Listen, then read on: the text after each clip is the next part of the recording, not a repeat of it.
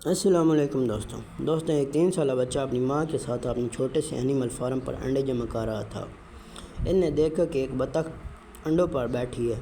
وہ دلچسپی اور حیرانی سے اسے دیکھ کے چلا جا رہا تھا۔ اس نے ماں سے پوچھا، ماں یہ بطخ انڈے پر کیوں بیٹھتی ہے؟ ماں نے کہا، یہ انڈے پر بیٹھ کر انہیں سانچتی ہے، جس کے بعد انڈوں سے چھوٹے چھوٹے بطخ کے بچے نکل آتے ہیں۔ ننھے بچے یہ سنا تو اس نے چھوٹے سے دماغ میں کئی سوال پیدا ہو گیا۔ ماں بچے کے ساتھ گھر واپس آئی تو کچھ دیر بعد بچہ غائب ہو گیا۔ سارا دن بیچاری ماں اپنے بچے کی تلاش کرتی رہی، لیکن جب وہ ملا تو اسی فارم ہاؤس میں جہاں وہ صبح گیا تھا۔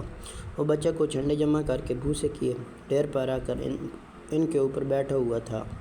وہ متجسس بچہ یہ دیکھنا چاہتا تھا کہ اگر بطخ انڈوں پر بیٹھ کر بچے پیدا کر سکتی ہے تو ویسا کیوں نہیں کر سکتا۔ اب شاید یہ بتانے کی ہرگز ضرورت نہیں کہ انڈے ٹوٹ چکے تھے۔ 3 سالہ بچے کی حرکت تو بہت فنی تھی، لیکن اس بچے کا یہی تجسس اسے اپنے دور کا سب سے بڑا سائنسدان بن گیا۔ اس بچے کو آج دنیا تھامس ایلوا ایڈیسن کے نام سے جانتی ہے۔ آج کی اس ویڈیو میں ہم آپ کو اسی دنیا کے بدل دینے والے عظیم سائنسدان کی زندگی کے بارے میں بتائیں گے۔ 1860 کی بات ہے۔ ابراہیم لنکن امریکہ صدر بننے کی تیاری کر رہا تھا اور ملک میں خانہ جنگی کا ماحول تھا۔ اس دور میں امریکی ریاست مشیگن میں پورٹ ہیروین ڈیٹرائٹ تک ایک ٹرین چلتی تھی، جس میں ایک 12 سالہ بچہ تھامس ایڈیسن اخبار اور ٹافیاں بیچتا تھا۔ وہ غریب ماں باپ کا بچہ تھا، سنائی بھی اسے کچھ اونچا ہی دیتا تھا، بلکہ یوں کہیے کہ وہ تقریباً بہرا تھا۔ اس کے استاد نے اسے 3 ماہ بعد ہی اسکول سے نکال دیا تھا۔ اس کا سر بہت بڑا تھا اور استاد کا خیال تھا کہ وہ چیزیں یاد رکھنے کی صلاحیت سے محروم ہے، جس پر اس کی ماں، جو کہ خود بھی ایک استاد تھی، اس نے اس کا گھر میں ہی واجبی سی تعلیم دینا شروع کر دی۔ قدرت نے اس کو بہت تھوڑا دیا تھا خوب، اگرچہ اس کے بہت بڑے تھے۔ وہ ایک کامیاب بزنس مین بننا چاہتا تھا۔ اس کی خواہش تھی کہ امریکہ کے ایک گھر میں اس کا نام پہنچے۔ اس بڑے خواب کے لیے اس کے پاس ایک ذہین دماغ تھا، لیکن سرمایہ یہ بالکل نہیں تھا، کیونکہ کوئی انویسٹمنٹ اس پر کرنے کو تیار نہیں تھا۔ اور اس کے پاس انویسٹمنٹ تھی جو بچپن سے ہی ایڈیسن کا حال یہ تھا کہ اس کے ہاتھ جو چیز آتی وہ اسے خود دوبارہ بنا کر بیچنے کی کوشش کرتا۔ اخبار بیچتے بیچتے ایک دن اس خیال آیا کہ کیوں نہ اپنا اخبار نکالا جائے، اور پرنٹنگ پریس سے اخبار لینے جاتا تھا اور اس مشین کا کام کرتے ہوئے دیکھتا تھا۔ پرنٹنگ پریس کے کام کرنے کے طریقے کو سمجھنے میں اس کو کوئی مشکل نہیں ہوئی، کیونکہ وہ ایک سادہ سا پریس ہوا کرتا تھا۔ اس نے اپنا چھوٹا سا پرنٹنگ پریس اسے دیکھتے ہوئے بنا لیا اور اسے ایک ٹرین کے سامان والی بوگی میں ہی انسٹال کر دیا۔ اس مشین پر وہ خود ہی اخبار چھاپنے اور ٹرین میں بیچنے لگا۔ لوگ پہلی بار اسے اخبار دیکھ رہے تھے جو اخبار بیچنے والے چھوٹے سے لڑکے نے خود ہی لکھا تھا اور خود ہی چھاپا تھا اور خود ہی بیچنے کا بندوبست کیا تھا۔ اس لیے کچھ لوگ اسے ناولٹی میں ایک تجسس یہ اخبار خرید لیتے تھے، مگر ظاہر ہے یہ اخبار نیوز کوالٹی میں بڑے اخبارات کا مقابلہ تو نہیں کر سکتا تھا، اس لیے اس کی فروخت نہ ہونے کے برابر تھی۔ پھر یوں ہوا کہ ایک دن ایک بوگی میں جہاں پر پرنٹنگ پریس انسٹال تھا آگ لگ گئی اور ایڈیسن کا پریس جل کر راکھ ہو گیا۔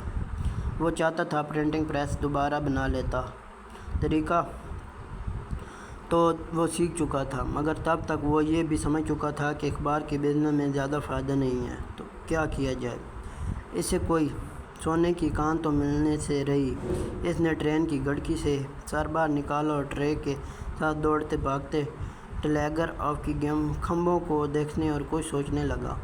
وہ جانتا تھا کہ ان کھمبوں پر لگی تاروں میں ہزاروں پیغامات کے سگنل دوڑ رہے ہیں۔ اخبار بیچنے کے دوران اس نے ٹیلی گراف کا آفس دیکھے تھے اور مشینوں کی ٹیک ٹاک آواز سنی تھی۔ اس نے ٹیلی گراف آپریٹر کو کوڈ والا پیغام لے کر اسے الفاظ میں ڈالتے ڈی کوڈ کرتے دیکھا تھا۔ اس نے سوچا کہ اگر وہ پرنٹنگ پریس بنا سکتا ہے تو ٹیلی گراف مشین کیوں نہیں بنا سکتا، بالکل اسی طرح جس طرح اس نے سوچا تھا کہ بطخ کے انڈے سے بچہ نکال سکتے ہیں تو کیوں نہیں نکال سکتے۔ لیکن اب ظاہر ہے وہ میچور ہو چکا تھا۔ اگر ایسا ہو سکتا کہ وہ ٹیلی گراف مشین بنا سکتا تو واقعی یہ اس کے لیے سونے کی کان کا دروازہ ہی تھا، مگر ٹیلی گراف مشین پرنٹنگ مشین سے زیادہ پیچیدہ تھی۔ سمجھنے کے لیے اس کے قریب رہنا پرنٹنگ پریس مشین سے کہیں زیادہ ضروری تھا۔ چنانچہ ایڈیسن نے ٹیلی گراف آپریٹر بننے کا فیصلہ کر لیا، مگر یہاں مسئلہ یہ تھا کہ اسے ٹیلی گراف کے بامشکل کوڈ سکھاتا کون؟ دوستوں، جانے ہر بار ایسا کیوں ہوتا ہے کہ جب آپ کچھ کرنے کا ٹھان لیتے ہیں تو قدرت آپ کو پوری مدد کرتی ہے۔ ایسے ہی ایڈیسن کے ساتھ ہوا۔ 1862 میں ایڈیسن 15 برس کا تھا۔ اس نے ایک 3 سال بچے کو ٹرین کے زد میں آ کر مرنے سے بچایا۔ بچے کے باپ نے ایڈیسن کو اس احساس کا بدلہ دینا چاہا، لیکن ایڈیسن نے انکار کر دیا اور کہا کہ اگر وہ واقعی ہی اس کی مدد کرنا چاہتے ہیں تو کسی طرح اسے ٹیلی گرافی سکھا دیں یا کسی ایسی شخص کو بتا دیں جو یہ سکھا سکے۔ اب اتفاق دیکھے کہ وہ شخص اس کا بچے کا باپ خود ٹیلی گرافی جانتا تھا۔ اس نے اپنے بیٹے کی جان بچانے کے لیے خوشی میں ایڈیسن کو ٹیلی گرافی کے کوڈ سکھا دیے۔ ایڈیسن نے اخبار بیچنا چھوڑ دیے اور ٹیلی گراف آپریٹر بن گیا۔ اس وقت امریکہ میں خانہ جنگی زوروں پر تھی۔ امریکہ 2 حصوں میں بٹا تھا، خون خرابہ ہو رہا تھا، ہر طرح سے خبروں کی مار بار تھی۔ ٹیلی گراف مشینوں پر بار بار جنگ کی تازہ ترین صورتحال کے پیغامات آتے رہتے، اس لیے کام کے دوران ایڈیسن ہر وقت مصروف رہتا، مگر یہ جاب اس کی منزل نہیں تھی۔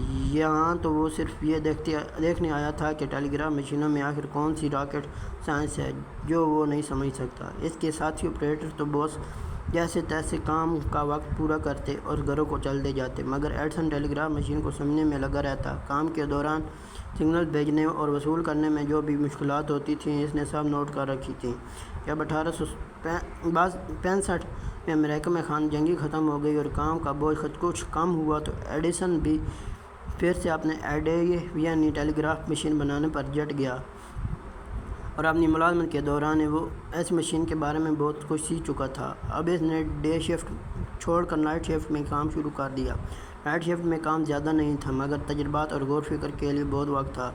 وہ سوچنے لگا کہ ان مشینوں کو چلانے کے لیے بھلا اتنے ٹیلی گراف آپریٹر کیوں چاہیے؟ کیا کوئی مشین آٹومیٹک طریقے سے پیغام کوڈ نہیں کر سکتی؟ کیا ایک ہی مشین سے ایک وقت میں کئی جگہوں تک پیغام بھیجنا ممکن ہے؟ ایسے لگا یہ سب ممکن ہے اگر کوشش کی جائے۔ چنانچہ اس نے ایسی ٹیلی گراف مشینوں کو ڈیزائن کرنا شروع کر دیا جو یہ سارے کام کر سکے۔ ایڈیسن نے 7 سال تک ٹیلی گراف آپریٹر کی نوکری کی، مگر یہ موقس نوکری نہیں تھی۔ اس دوران وہ اتنا کچھ سیکھ چکا تھا کہ اپنی ٹیلی گراف مشین بنا کر پرانی مشینوں کو پوری اب اس طرح گول کر سکتا تھا۔ وہی مشینیں جنہیں چلاتے ہوئے اسے 7 سال ہو گئے تھے۔ 1869 میں ایڈیسن نے نوکری چھوڑ دی۔ اس نے 7 برس تک ٹیلی گرافی آپریٹر کی ملازمت کر کے جو کچھ سیکھا تھا، اب اس کی بنیاد پر دولت کمانے کا وقت آ چکا تھا۔ ٹیلی گراف آپریٹر کے نوکری کے دوران وہ کئی شہروں میں گھومتا بوسٹن پہنچ چکا تھا، لیکن نوکری چھوڑنے کے بعد اس نے نیو یارک کر لی۔ اس کی جیب میں تو مشخص ادھار لیے چند ڈالر تھے، مگر اس کی اصل تجوری تو اس کا دماغ تھا جس میں ہزاروں آئیڈیاز کا خزانہ بھرا ہوا تھا۔ جب اس نے یہ تجویز نیو یارک شہر کے بزنس مینوں کے سامنے رکھی تو کچھ مہربان لوگوں کے اس کے آئیڈیاز پسند کیے۔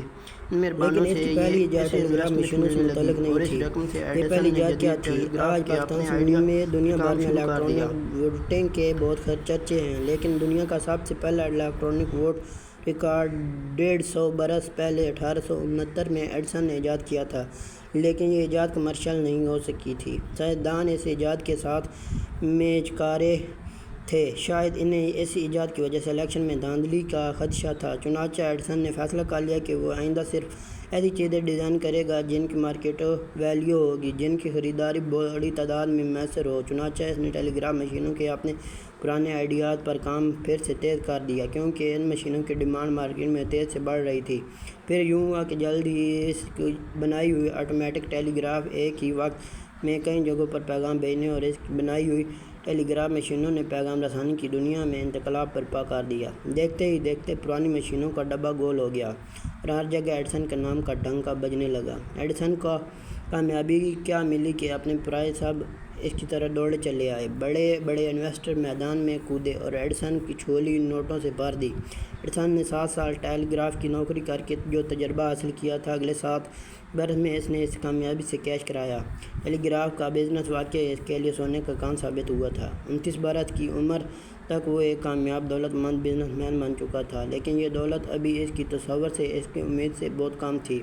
وہ بہت اونچا اڑنا چاہتا تھا۔ چنانچہ اس نے اپنا بزنس امپائر کھڑا کرنے کا فیصلہ کیا، ایسا بزنس امپائر جہاں وہ ایسی چیزیں ڈیزائن اور تیار کر سکے جو دیکھنے والوں کے ہوش اڑا دے۔ وہ امریکہ کا سب سے بڑا برانڈ بنانا چاہتا تھا۔ 1876 میں ایڈیسن نے نیو جرسی کے علاقے میں مینول یا پارک میں اپنی لیبارٹری اور ورکشاپ قائم کی۔ یہ ورکشاپ جو 29 ایکڑ پر پھیلی ہوئی تھی، یہاں کام کرنے کے لیے اس نے امریکہ کے بہترین سائنسدان اور انجینئر ملازم کو رکھے اور بہت زبردست انٹیلیجنس ٹیم تیار کی۔ یہاں وہ ایسی ایجاد کرنا چاہتا تھا جنہیں وہ عام لوگوں کے لیے فوری طور پر تیار کر کے مارکیٹ میں لا سکے، یوں وہ کم وقت میں کم محنت سے زیادہ منافع کما سکتا تھا۔ ایسی ایجاد کے لیے اسے زیادہ غور و فکر کی ضرورت بھی نہیں تھی۔ سائنسدان بجلی سے لے کر آواز اور تصویر ریکارڈ کرنے والی مشینیں تک بنانے کی کوشش میں تھے، لیکن یہ سب کچھ لیبارٹری کے بند ماحول میں ہو رہا تھا۔ ایک تحقیقی کام کی صورت میں یہ سب کچھ ہو رہا تھا۔ ابھی بہت سی ٹیکنالوجیز کمرشل نہیں ہوئی تھیں۔ اس کے برعکس ایڈیسن کو خوبی یہ تھی کہ اسے ٹیکنالوجی کا کمرشل کرنے کا فن آ گیا تھا، تو ایڈیسن نے یہ کیا۔ تو دوستو، اگر ہماری سٹوری آپ کو پسند آئی ہے تو چینل کو سبسکرائب کر دیں۔